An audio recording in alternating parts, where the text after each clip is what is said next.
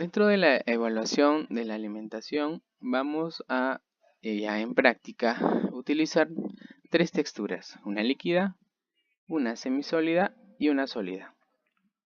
El alimento debe estar a temperatura fría o temperatura ambiente. Las cantidades deben ser controladas.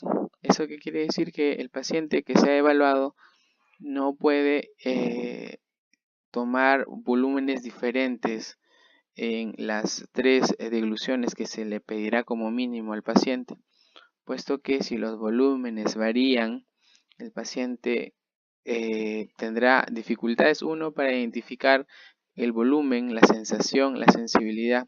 Es por ello que se recomienda al momento de la evaluación trabajar con 3 porciones de igual tamaño, de igual cantidad, y o de pequeños sorbos o de pequeños bocados, pero no con volúmenes que varíen constantemente. En la fase preparatoria vamos a observar primero lo que es el sello labial. Si es que el paciente, al estar en la primera fase oral, el paciente logra tener un sello labial adecuado, un control del bolo, una deglución fraccionada, eso quiere decir que comienza a pasar por pocos el alimento. Si quedan residuos orales, si hay poca sensibilidad, si hay apraxias de la deglución, eso quiere decir que hay poco movimiento, tanto mandibular como de lengua, como de músculos orbiculares, como de la cadena del bucinador, ¿no? Si esos están ausentes o disminuidos, o el sello palatino si es ineficaz, ¿no? Entonces el sello palatino si es ineficaz se evalúa viendo o emitiendo una A, que tanto el velo se contrae al momento de emitir una A y se posterioriza.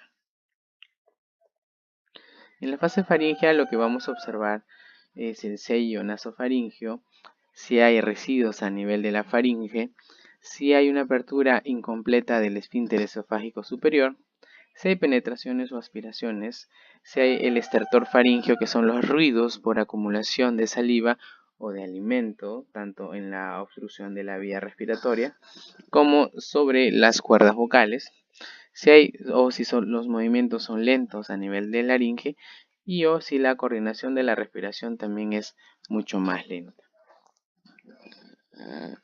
Dentro de la evaluación, nosotros tenemos que observar cómo se encuentra esa posición de la úvula, cómo son los movimientos del velo del paladar, cómo es la calidad de la voz, cómo es la presencia del estertor faríngeo. Eso quiere decir que si después de comer empieza a escuchar sonidos dentro de la faringe, como sonidos sibilantes, pero un poco más fuertes, más groseros.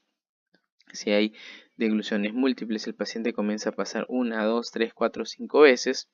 ¿Sí? Si la elevación laringea es eficiente, como ya se mencionó, a veces incluso con el hecho que el paciente esté con una traqueostomía va a limitar el movimiento de ascensión de la estructura laringea. También observar si la coordinación respiratoria de deglución es eficiente. Entonces vamos evaluando esas características como normal, como parcial, como ausente, y anotar las observaciones durante la evaluación de la deglución.